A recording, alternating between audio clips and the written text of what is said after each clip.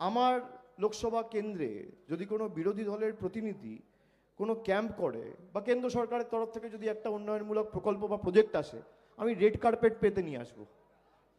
সেখানে তারা banner ছিটছে, poster ছিটছে, hoarding ছিটছে। কেন?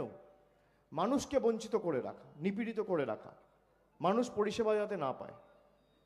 আপনি এত বড় নেতা হলে, এতদিন ধরে বিজেপি সরকার কেন্দ্রে ক্ষমতায় রয়েছে, আজকে নেই নেই করে 12 বছর, আর আপনি বিজেপিতে গেছেন 2020 সালে। 2020 থেকে 26, 6 বছর, আমি 1 বছর কেটে দিচ্ছি, 5 বছর। 5 বছরে নন্দীগ্রামের জন্য কি এনেছে? 4টে রাস্তা এনেছে, 2টো জলের প্রকল্প এনেছে, 4টে লোককে ছাদের ব্যবস্থা করে দিয়েছে।